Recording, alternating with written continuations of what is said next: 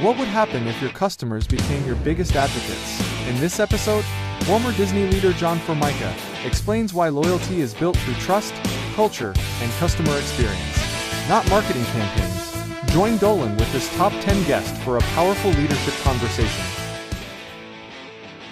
The biggest growth constraint in most organizations is not strategy. It's the leader. When everything routes back to you, speed drops. Ownership is going to fade and your results are going to stall. In Lead with Confidence, I show you how to remove that bottleneck and build a team that performs without constant oversight. Grab your copy, the link's in the show notes, and now let's get to the episode. Welcome to the Next Interview Show podcast. As Liam, my announcer, mentioned when we came through that front door, I am Dolan White. I am the host. And you, listeners, are currently in the series of top 10 interview guests. And today, I have one of the top 10 interview guests with me. John Formica is on with me. And John is known as the ex-Disney guy.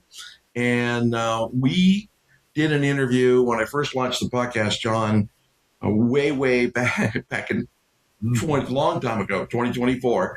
And your episode actually came out on 11/11/2024. You were the 11th guest. I look at that this morning and I thought, what the hell? Wow. That was, we should both be in Vegas at this point. So if we're playing 11s, other than 7s.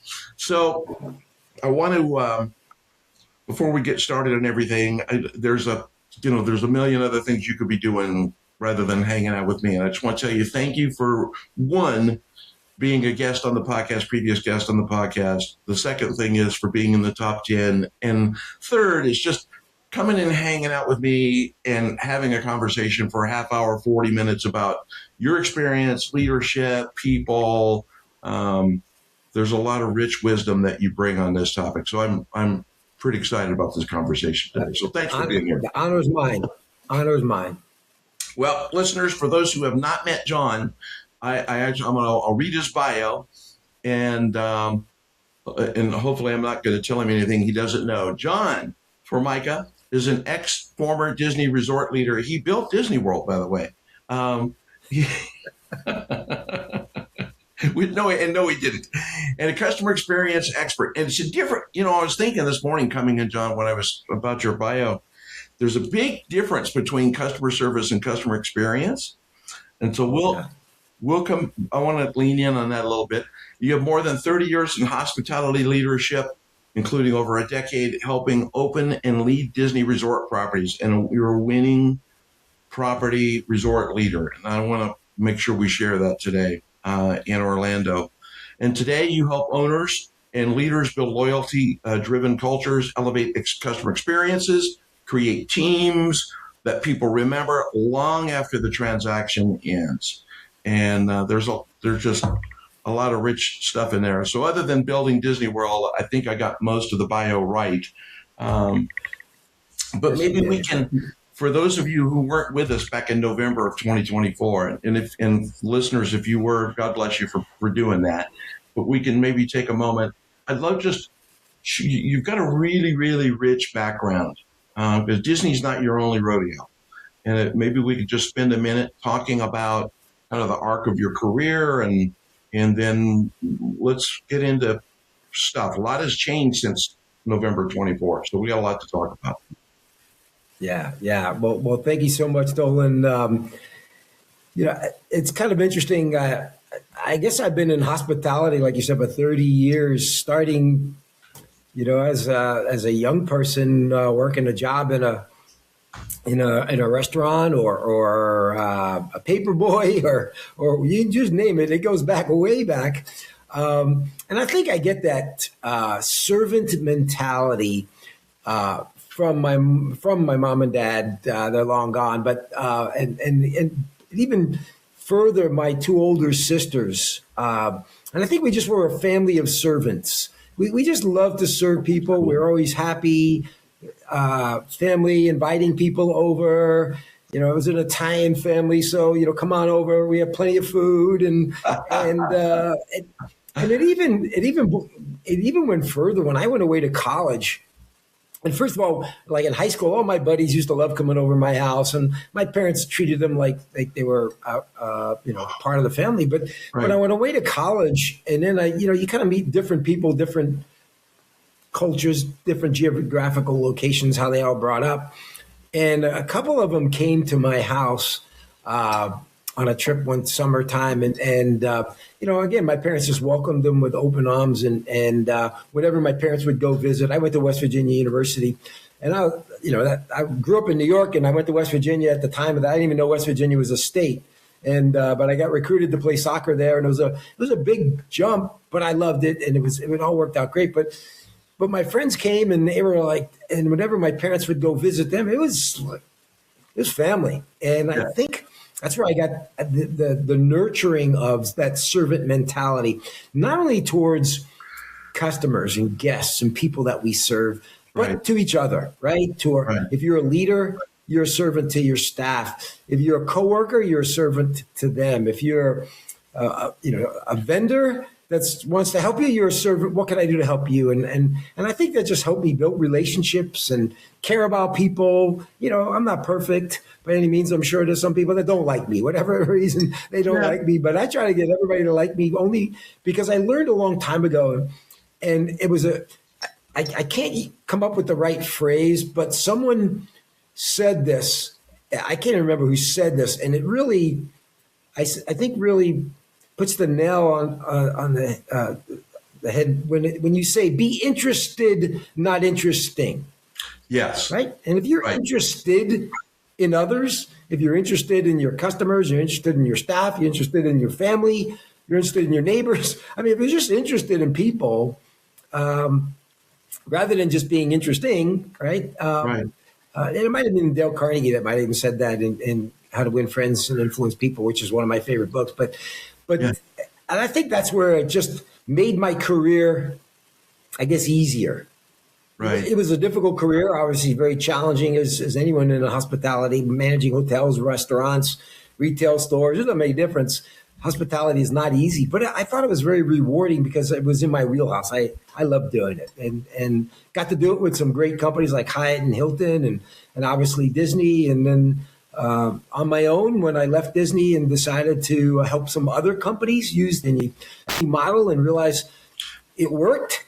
Like, you didn't have to just be Disney to use Disney's model; anybody could use it. And Sure. so I tweaked it and shared a little bit, and now I get to travel the world, sharing it on stage, sharing it with businesses, with teams, with leaders. And as you know, we love what we do, and it's not a job. Very Yeah. grateful for it. Yeah, and I appreciate you saying that because I think that's one of the things. I was on yesterday with a client, and they kind of paused and said, why you retired like more than a year and almost 2 years ago. Why are you still doing this? Because I get up and go to fun every day. I get to go do what I love to go do. And one of my youngest son, who's 33 now, describes what I do as I talk for a living. That's what I do. I talk. So Dad, just talk. Just whatever it is, his lips are moving. So I love it.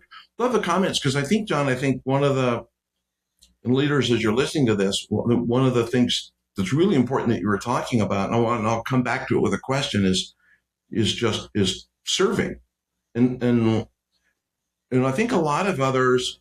I want to explore just the word serving for a minute because I think a lot of others think that serving it's a passive thing. A lot of Talk people about leadership servant. Yeah, So a lot of servant people is think it's a passive thing, and so I'm really curious about your thinking around that.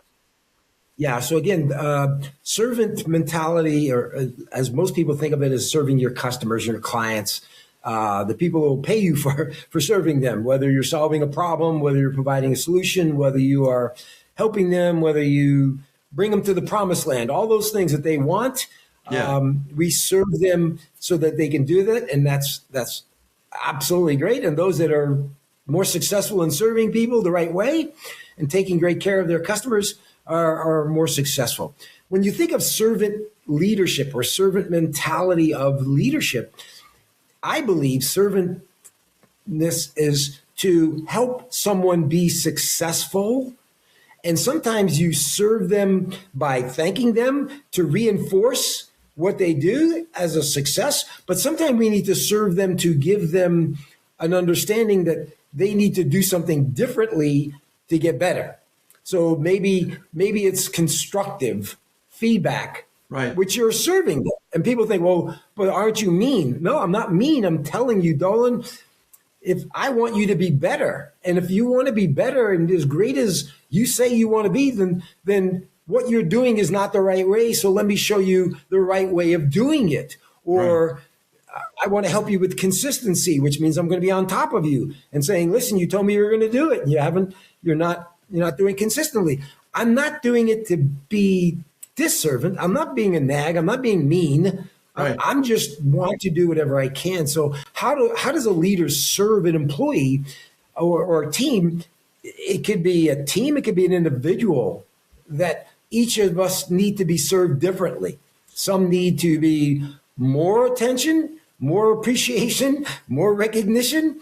Others need to be served hardcore, right? Old school, right? You know that in team sports, right? They talk about some coaches are too hard, and that's old school. And these young kids, they don't react to that. Yeah.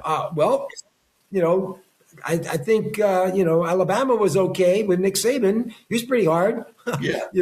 And so again, but he has to get the right people that want to be served that way, right? Right. And so I think leaders have to understand that it's not one size fits all, and you're not there to be their friend. You are to be friendly. Nothing wrong with that, but it's more about what can we do to help them be better. And obviously, Dolan, I know you're very wise in listening to lots of people. You think of the old, Zig Ziglar would say, if you help enough people get what they want, you'll get what you want, right? And that's so true. And I think that's the idea of what servant leadership is, because we got to find out what is it that they want. What is it that will make them better? Because not everybody's different. And once we do that, now we have a game plan to try to achieve that. Does that make sense? Yeah, it does. It does make sense, because I think there's a lot to kind of unpack through what you were just talking about, John. But it does make sense, because that's why I think it's important for leaders to think about, when you're serving, it's not a passive thing. It's not like making sure everybody's got coffee and water in the water cooler. It's back in the old water. A water cooler, by the way, used to be a machine that had a jug of water sitting on the top of it. For those of you who've never seen a water cooler before. But it's really interesting, because there's a couple of things that you talked about. I want to kind of lean in, and I really like what you were talking about. It's not about serving is not about the compliment or the thank you. Some serving can also be about, hey, it's a performance improvement, or a role change, or a move. And then also recognizing that you have to be different. And one of the things that I imagine probably happens, with the leaders that you coach and the companies that you help figure this out or improve their stance, is that nuance that you talked about, John, which is how do I create a consistent standard, but yet approach it individually? Because there's one thing where you can beat your team with a hammer until they all comply. Yeah. Or you have a standard. This is what we're achieving, which is, talk about the Disney model. There's a Disney model standard that we're looking to achieve, but everybody's going to approach it. And I think leaders get lost in that willingness to let people try. How do you help them kind of balance those two things? One is establish the standard, 9-pound question, establish that standard, and then recognize that you've got to do this on an individual basis and master that. Yeah. I'm a big believer, and you probably heard this, and I'm sure people that are listening to this have heard this, that there's no I in team, right? Yeah. And I say that's not true, because a lot of I's make up a team. Yeah. Right? So you need to take care of the I's individually as well as collectively as a team. So a lot of it is just, I think, it's showing that you care. And one of the ways that I used to always love with my staff And I try to encourage leaders to do this, and leaders and business owners, they're really busy, and I get it. But I like to get to know their story. Get to know the story of people. Get to know a little bit about them. Sure. Ask yourself, like, I wonder why someone's in a bad mood. I wonder why someone isn't coming to work on time. I wonder why they can't do the paperwork on time. Or why, if you start asking yourself why, right, sometime, and then go ask them as a caring question, not like, why didn't you do this? It's more of, you okay, Dolan? What's going on? This is like the third day in a row you haven't put in the paperwork correctly. Are you okay? Is there anything you don't understand? And if I go into that approach, I still can get to make sure the person's accountable. Because if the person just gives me an excuse, I can kind of tell them, listen, I understand that can be frustrating, but the bottom line is we need to still do this. And that's what you need to do. And we need to agree to disagree, but you still need to. So I can still be making sure that they're accountable, but it's like understanding and caring. And a lot of people think caring is a weakness, right? If I show my staff I care, then, aren't I supposed to be that authoritarian person that's, strict? Yeah. And maybe sometimes, but I want to share something about servant that I just remembered this, and I thought this might even help your audience. One of my best people that I've known on planet Earth was my business coach in helping me build my business. Mm-hmm. Named James Malinchek. I don't know if everybody ever heard them, may have known him, but he used to use this as an example, and I think it's perfect. So I'm giving him all the kudos and credits to it. I didn't come up with this, he did. But he said, all our lives growing up, particularly as children, we need to be enabled. We need to be served, right? We need to learn how to read, write.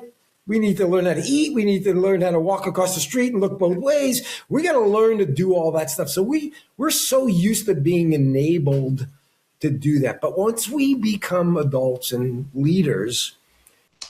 So I want to kind of pursue kind of the thought then around, when you're hiring and when you're staffing for an organization, there's times I think as a leader where there's downward pressure on, okay, you got budget and there's a hole and you got to fill this hole and you got to go do it. So you hire based on job, and that person gets shoved into your organization and all kinds of stuff happens. So, so just get your insights kind of in your wisdom, for leaders in that role. Cause that goes, I remember in my career getting phone calls going, you got to hire 3 people like today. And it's like, oh crap. If I go get those people, what am I doing?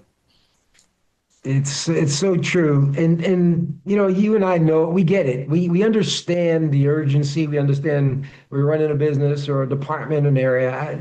And so I'm never going to say 100% you're wrong or whatever, because sometimes we do need bodies. But what kind of bodies do we choose? I mean, some choose better bodies than others.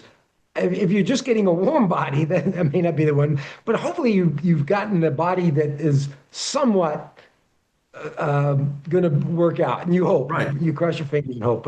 But if you look at people as an investment in your business that you need to, or your department or team, whatever it is, it's an investment.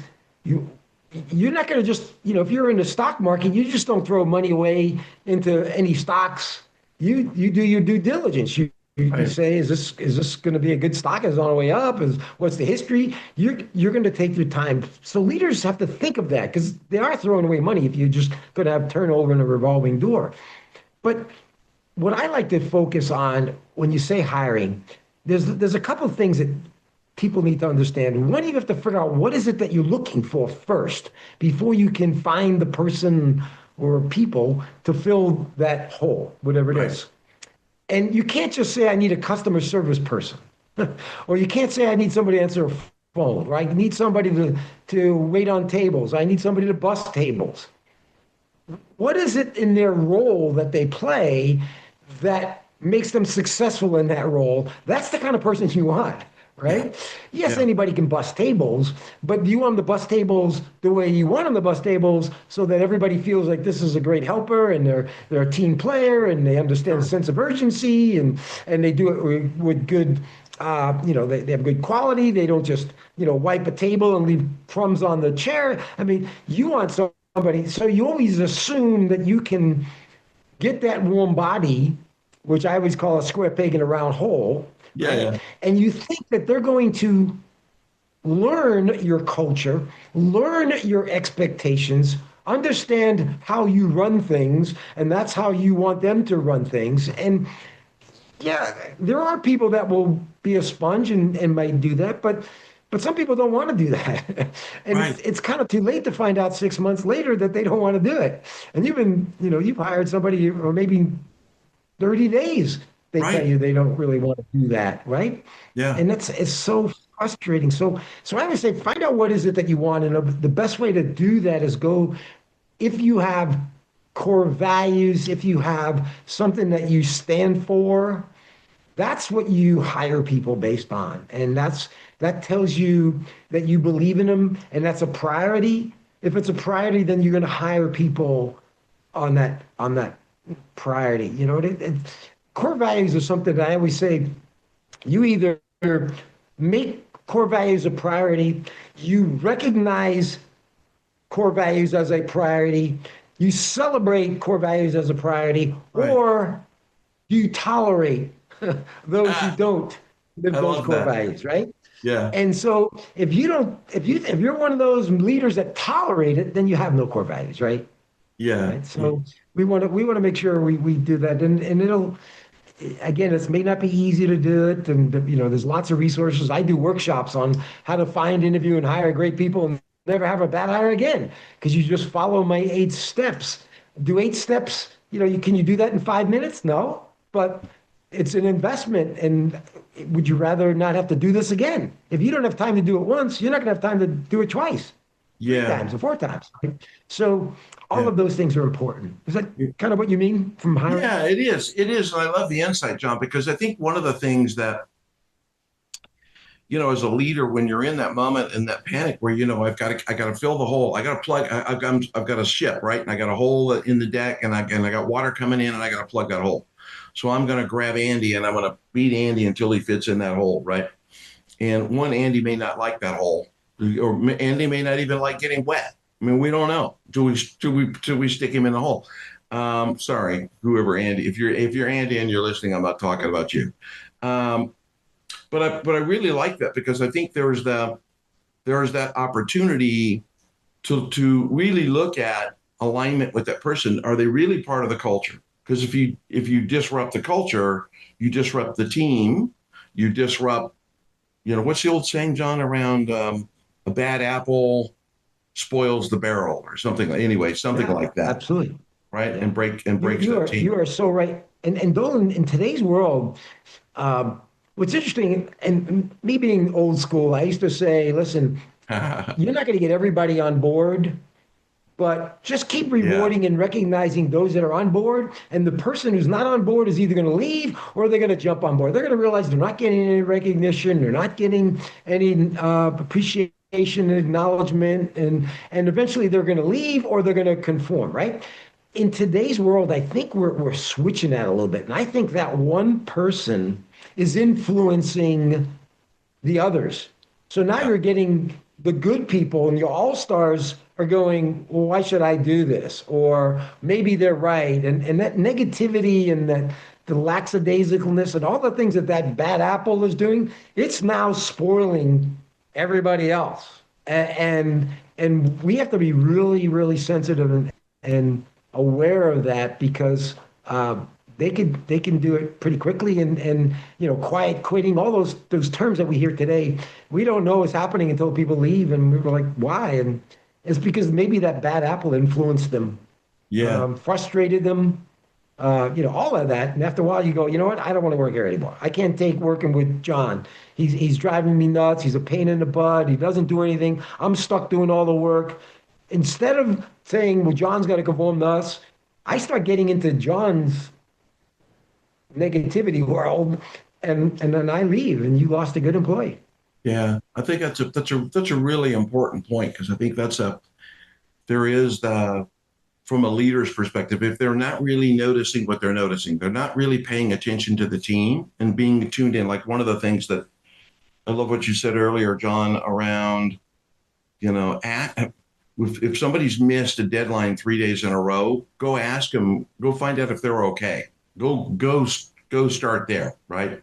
Because yeah, with that team, that if you're not paying attention, it is going to start to create that dissension. And I actually kind of not to be an old guy, um, but as an old guy, I just turned 73, so I'm officially actually my mom sent me a note to tell me I'm on my way to ancient at this point. So I'm officially on the way to ancient.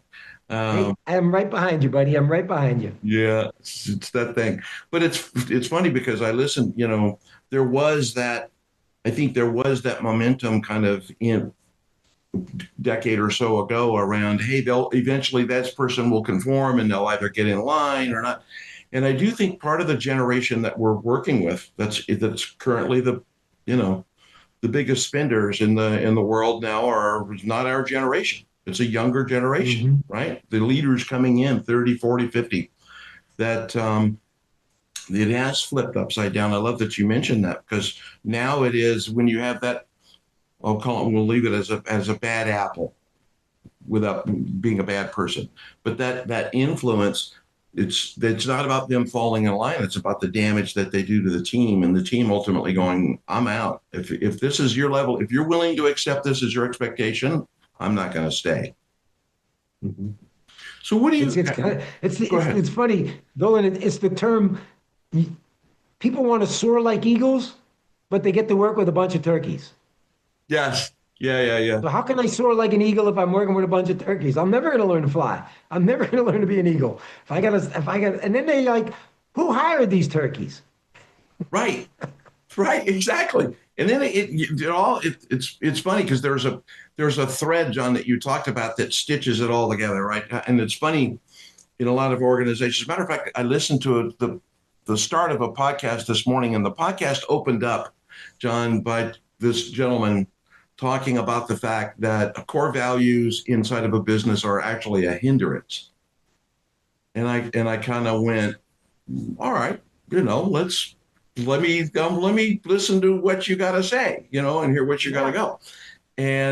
And his point was around the fact that core values. If you have core values, a lot of times they're just pasted on the wall, but they're not something that people actually aspire to live into. They're just they're perfunctionary. I don't get to use that word very often. That's a $3 Okay. I word. like that. I like that. Perfunctionary. Um, I don't even know if that's what that means, but it sounds good. So when you're in those cases, how do you uh, to give you a two-part question, if you don't mind me doing this. One is, how do you help the leader become aware that this is going on, so that their awareness level increases? That hey, here's what I see inside of your team, and kind of the second part is to begin to craft their thinking on how do I align this group? What do I do? And what steps do I take? And every situation is a little different, so the specifics will be different. But so, how do they become aware, and then how do they begin to take steps? Yeah. Yeah. And again, the awareness part can be difficult because sometimes we're all, we wear our blinders on and we think our Yeah, team is the best or our department's the best, and yeah, and they're not as bad as everybody else thinks they are or whatever. So I like one of the ways of we used to do this at Disney. One of the things we did to make people more aware is we did 360-degree reviews. So you got mhm, reviewed by your boss, you got reviewed by your peers, and you got reviewed by your subordinates. And gotcha. believe it or not, you took three different scores, you added them up, you divided by three. That was your review right there. So Right. your boss could think you're the best thing since sliced bread. all your buddies, your other fellow department heads, or maybe they thought you were the greatest, because you're all buddies, you go out drinking or go to the ball games together. They're gonna say nice things about you, you Sure. know. But if your employees don't, then what's going on, right? Or Right. sometimes our peers. And again, it's all nobody knows who it is, right? So it's not like somebody's going to find out. So hopefully it's honest, good, honest feedback. Sure. But sometimes you would get that from a peers, and your peers would be, gosh, why am I getting that score? Right? And that is because maybe they're not happy with your team in a team environment. Maybe they're not doing what they need to do, which is causing their own department to be frustrated. Or maybe I don't collaborate with them. Maybe I'm selfish. Maybe I say, I don't have any time. You got to figure it out. Right. So I'm not very supportive. All of a sudden, I realize that, okay, let's go back to our culture, and what does our culture say? And it's interesting what you say. Culture is what goes on down the hall, not what's written on the wall, right? And so we need to make sure that we are living the core values, that they're verbs, they're actionable. And we talk about it every day, and we give examples every day, and we recognize and appreciate people that are living the core values, that are actually acting out those core values, right? Right. And then when we're not, we need to regroup and say, okay, well, what's going on? So in a way, I agree with that podcast that, yeah, they could be an hindrance, but whose fault is that? If you have your core values in a handbook or on a wall, and you don't take them seriously enough to worry about them, and because no one cares about them, whose fault is that? I mean, we got to remind them every day of what they are. And I think letting people, and I like to, as their leader, should be letting them know, I'm experiencing this. Their leader should be getting some feedback from the lower staff. How's everything going? And build that environment where it's safe, right? I'm Right. not going to throw anybody under the bus, but Right. so you're going to get that feedback. So I think that's part of the being aware, and sometimes conflict is good. Where from a standpoint of is if I tell you, Yeah. Dolan, I'm noticing something. I'm not trying to be a jerk. I'm not trying to make you angry. I'm not, I'm not saying I'm better than you. I'm just letting you need to know this, Dolan. And conflict is good. Right. Dolan needs to be able to accept that. That's where trust comes in, right? If we have a good team built around trust, when Dolan tells me something or John tells Dolan something, there's no agenda. There's no, you know what? You're probably right, and I appreciate that. I may not even agree with it, but I appreciate that it's what you noticed, and I can go from there. So there's got to be a lot of trust in as well in an organization team as well. Yeah, I like you mentioning that. So when I think a lot of leaders, man, and well, there's leadership and there's management, right? There's two functions, right? I think in both of those functions, one of the common things that I see in organizations that I work with is there's discomfort with conflict. Mm-hmm. I don't want to, and you hear it a lot. I don't want to rock the boat. And if I say this, it's just going to make it worse. So how do you, when you're working with your leaders and managers, how do you kind of help them kind of cross that chasm, right? That conflict is going to happen, dude, because we're just a bunch of people and we are relationship bound. Yes. I know I aggravate my wife every now and then. We have conflict every now and then, just Absolutely. after 40 years still. So how do you help them kind of through that idea around, hey, conflict actually is good. I love what you talked about, that conflict is going to occur. Yeah. And teams that have good conflict obviously have to start with trust so you can have that conflict. But companies aren't going to grow unless you have conflict. Teams aren't going to get better unless you have conflict. Yeah. Individuals are not going to get better unless you have conflict. I mean, we've all had mentors in our lives that have told us, you're screwing up. You're not going to get where you want to go. You need to do this. You need to do more of this. You need to do less of this, whatever it is. That's in a way confrontational. So I think that the simplest thing is to realize you focus on the problem, not the personality, right? So I tell Mhm. people, I used to tell Good. my managers, if I'm confronting you, I'm not confronting you as a person. I love you. I care for you. I want you to be successful. I want you to have my job one day. Right. But I will confront you about the problem of what I see or what we need to get better at or we need to improve or I might even ask you your opinion on how things are going. Maybe Sure. when I was in the hotel industry and I'm walking around housekeeping, right? And I would say, tell me what good show, bad show looks like. Is that good show? And maybe a stain on the carpet, and they would go, no. Well, there's conflict right there because I would tell the manager, how long are you going to tolerate that bad stain on that carpet? Right. We gotta make this a priority. Right. You have to understand, Dolan, this is a priority, and I expect it to be a priority. That's confrontational. But it's not that Dolan is an idiot or Dolan is lazy or Dolan is not a good guy. That has nothing to do with it. If he Right. wasn't a good guy, I wouldn't have him on my team. Yeah. But my job is to make sure we meet those and exceed those expectations. And so I think that conversation probably needs to be in the beginning of a relationship when you hire someone or you now are, transferred to a department, you tell everybody, this is how I manage it. So if I do this, don't take it personally.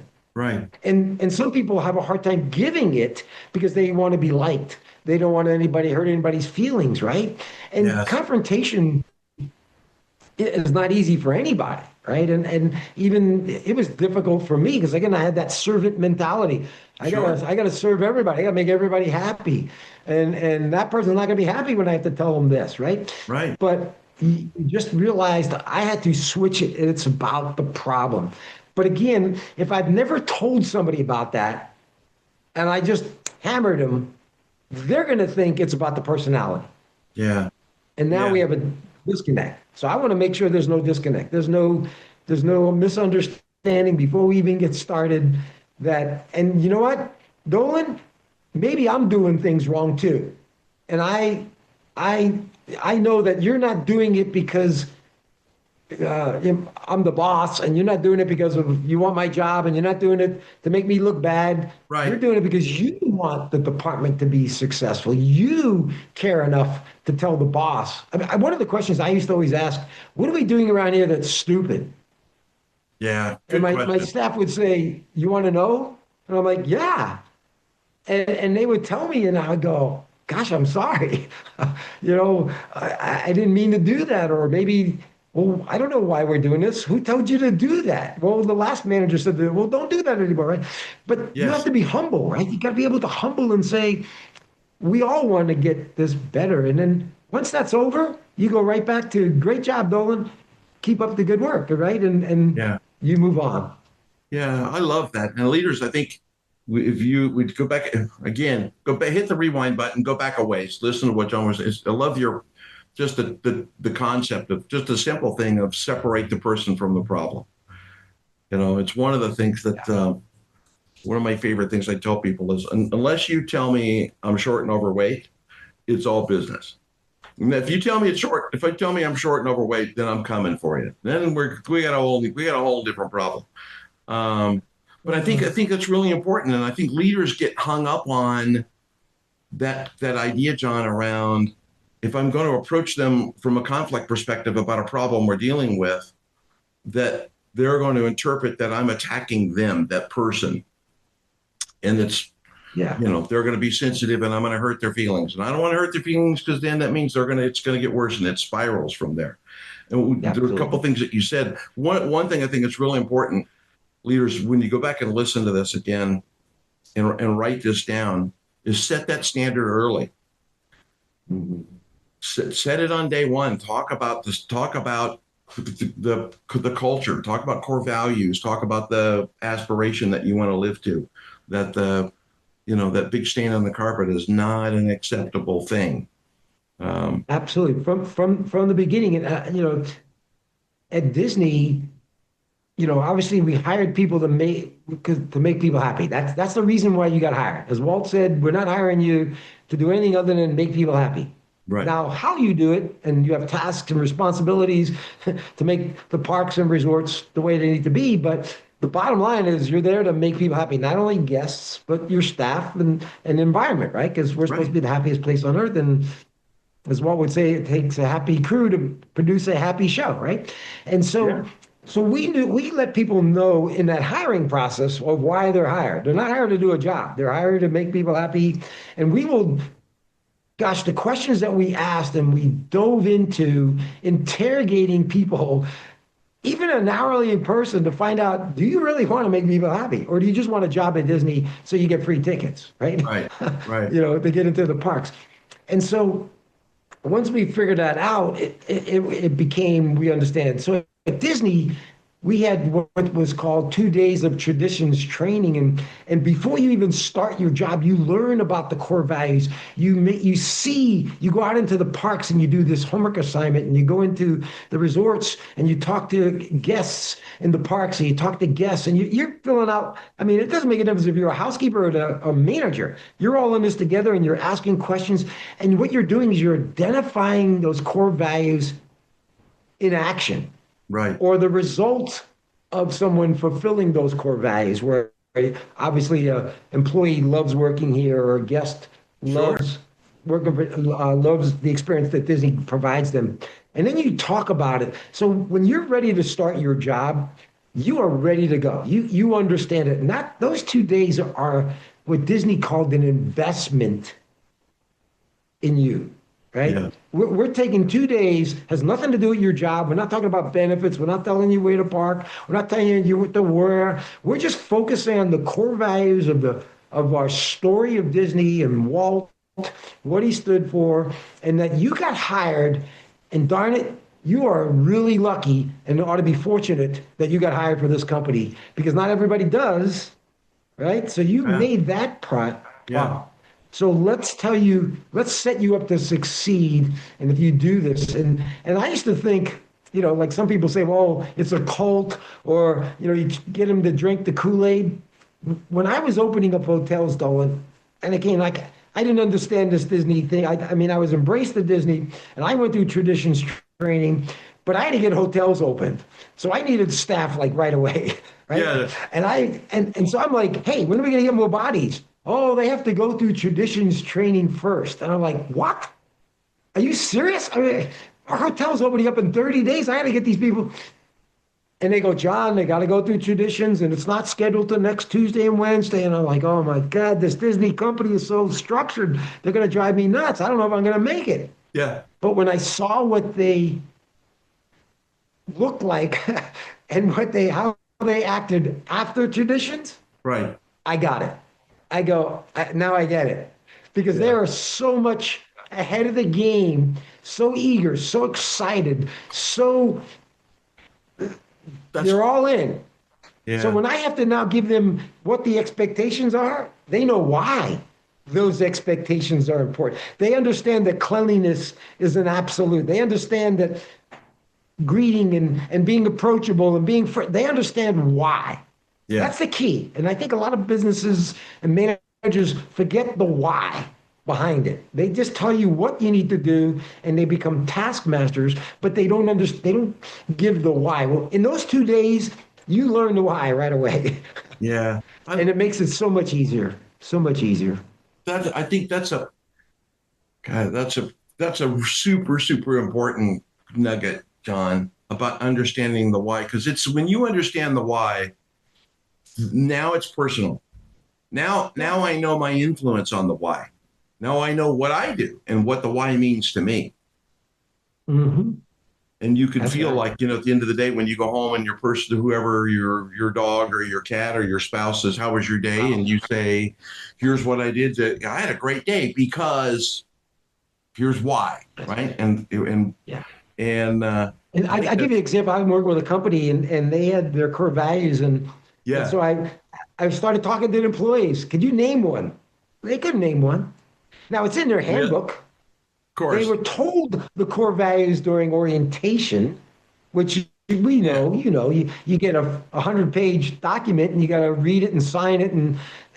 But do you spend time on those core values and give Right. examples and do exercises with the new hire and try to figure out to make sure they fully understand it. And then, give examples. And again, even when you hire people, you'll find out if they can live by those core values or not, right? Yeah, yeah. And what do? We just Yes. sort of put them on the wall and or in the handbook, and they don't know anything about it.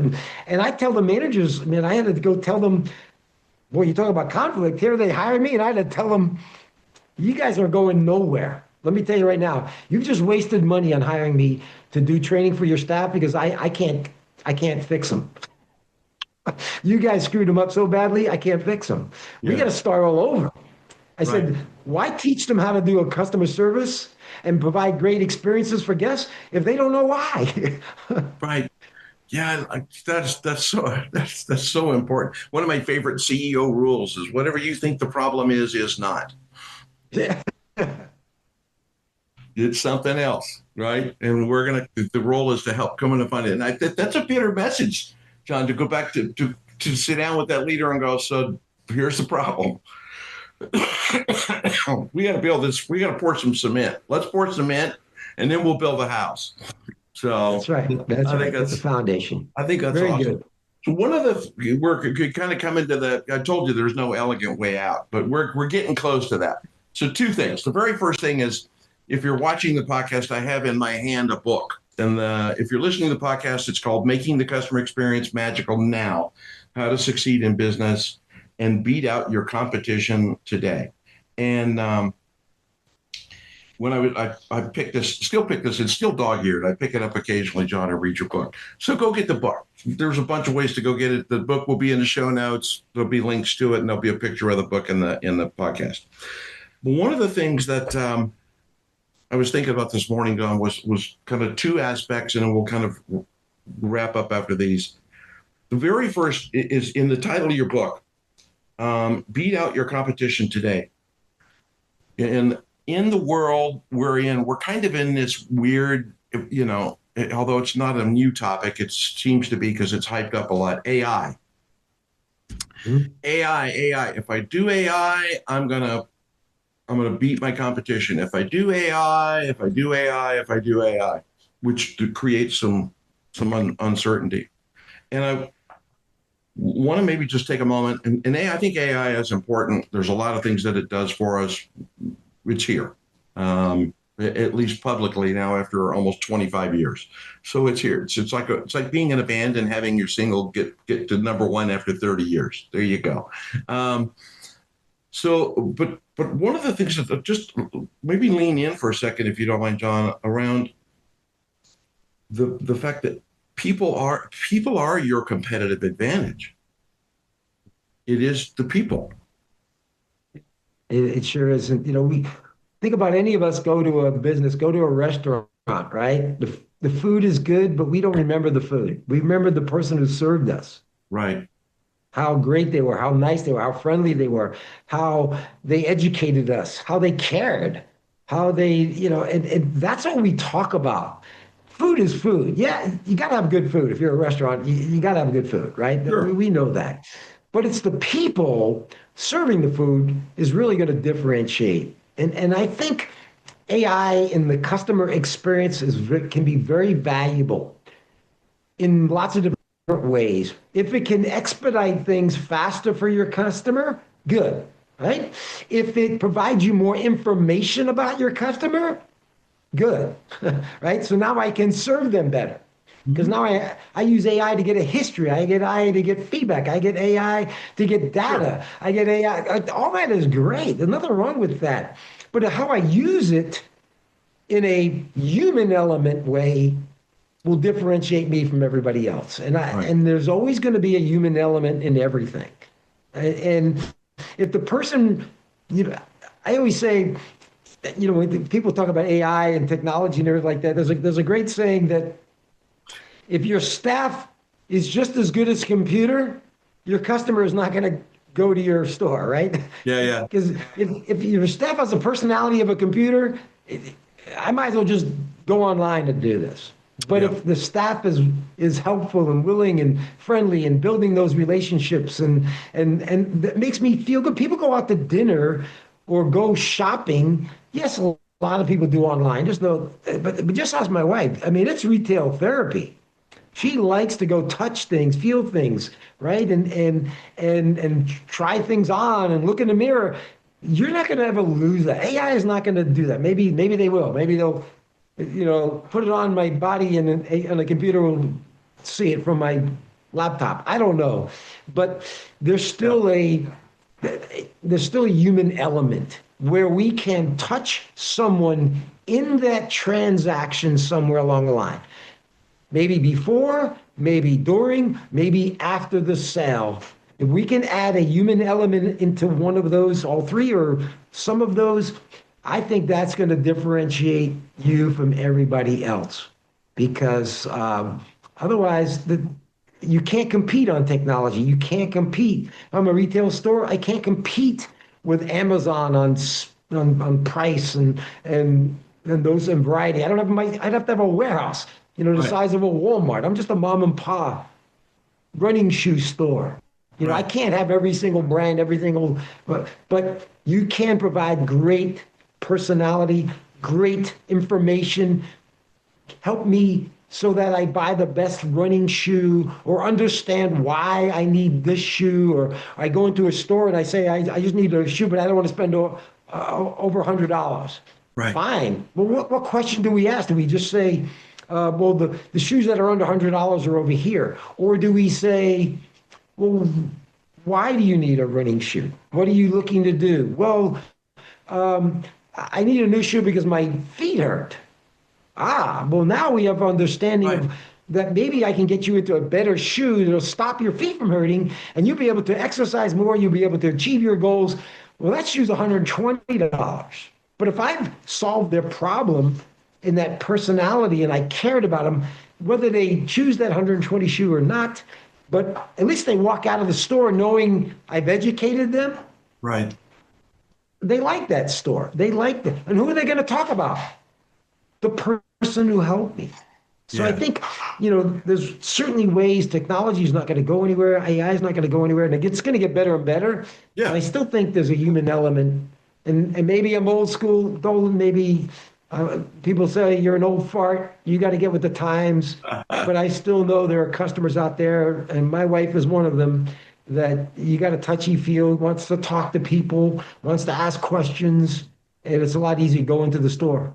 Yeah. Yeah, and I think you're that's a really, really good point, because I think there's this tendency where people they surrender to AI.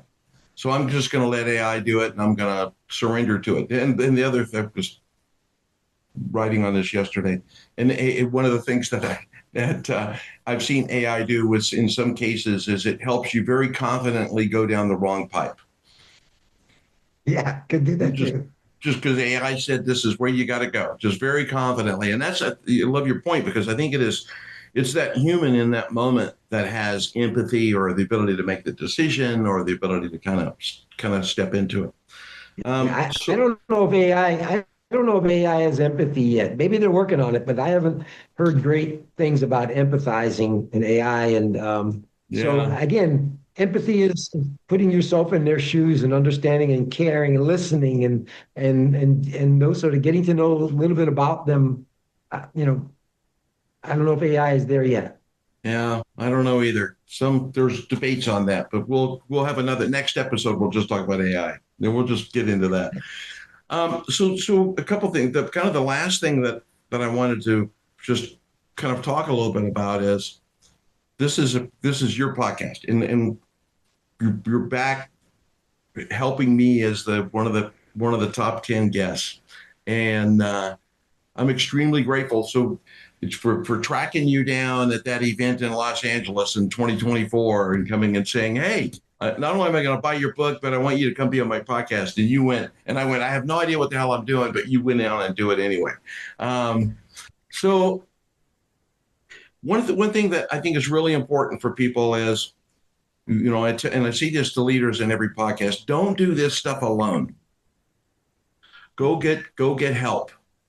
Because if you try to go do it alone, you're going to be inside the jar. You're not going to be able to read the label. To talk about old guys, you're not going to be able to read the label from inside the jar. You got to go get help. Yep. Someone who's going to call it like they see it. And I loved your comment John, around, hey, I can't coach your team because you're busted. We gotta build it again. Um, let's see, maybe just a moment or two just to talk about the kind of clients that, who do you like to work with? Who are the ideal clients for you that you see out there? And because I want to encourage the listeners to come find you, and all the contacts will be in the show notes, and your book and your email and all that stuff will be there.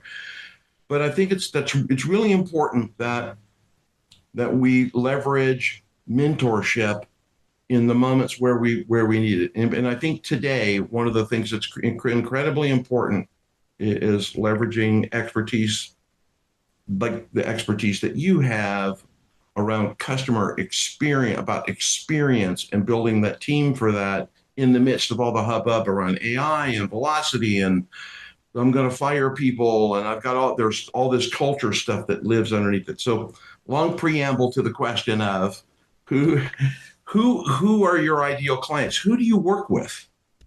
Yeah, I mean, most of my clients are in the service industry of some sort. So they're serving, whether it's, it's whether it's in the hospitality, whether it's hotels, restaurants, Mm-hmm. retail stores. It could be healthcare. It could be, heck, I just came back yesterday from one of the largest stamp companies that Oh, no kidding. for stamp collectors and coin collectors, right? Yeah, And so, they have agents who answer the phones, and most of the people, it's not a place where you walk in and you buy stamps or you go look at coins. It's all online, or it's at the website, or you get the old timers that want to call and because they have a catalog and that kind of stuff. But it's how do we serve them? And that's if you're looking for a team, if you're looking for a business, you want to figure out how to serve people better than your competition, so that you can differentiate people and not compete on price anymore, yeah, and so that you can charge the highest prices you want, because I want you to. My yeah. clients, when I first tell them you're way too low, and they go, "Oh, you don't understand the people," I go, "But we're going to build a customer experience that is going to blow the doors off these people, that they're going to want to spend that amount of money." That's so That's a important. that's different, right? Yeah, Now, there's times where you can't go too overboard, but it's understanding that if you give me a good experience. But in order to do that, the culture is obviously starts with leadership. It starts with the right people. It's making sure you have the right product, or you're doing the right things from a service perspective. So if you're looking to build either a business, a leaders, or teams that everyone loves, then I can help you. That's how I look at it, right? Because who doesn't love Disney? Right? Everybody loves Disney, right? Is Disney right. perfect? No. Is Disney 100% right? No. But there's 90% of those people that go to Disney, love Disney, have great experiences, are willing to spend a lot of money doing that.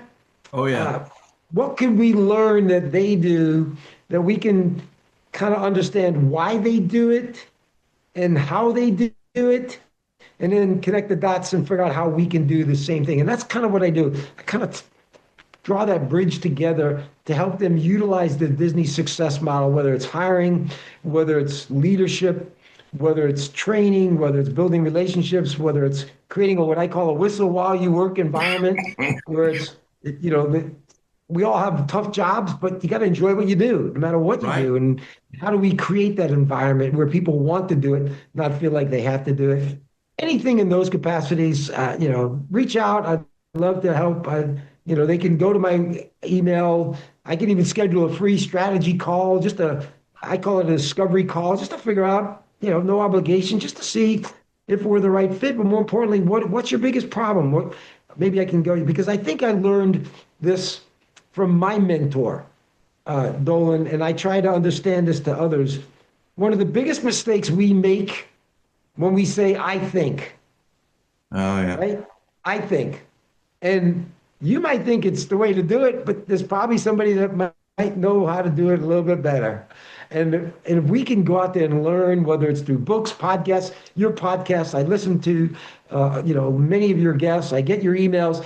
it's so valuable to constantly learn and nurture. And sometimes I read something that you put out and I go, oh yeah, I didn't even think of that. So we're constantly learning. But if I think I know it all, well, I know nothing, right? And so we need to try to do that. And if I can help in any way, I'm all for it. That's what we love to do. That's what we love to do. That is what we love. That is what we love to do. So, listeners, I will encourage you, reach out to John. Get his book. Read his book. His book's a great read, and not only it's a good read, and it's got worksheets in here too. So this is not just read and be entertained. You got to do some work if you read the book.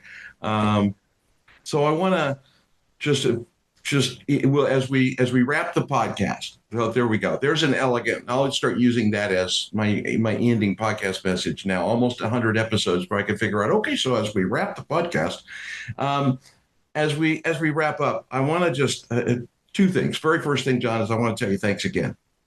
My pleasure.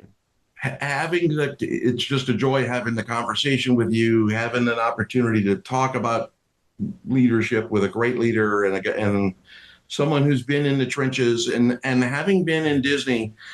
Boy, we could go on for another hour. Having been there many times, they were my client. I think we talked about this last time. For 20 years, wandered those parks all over the world and got to go to the 2-day Disney orientation and got to go do the Disney school and learn how to run rides in order to be a contractor. Which was just, it's like, and I had that moment. What the hell am I doing? I'm here to do this. It's like, no. You're going to class. Yeah.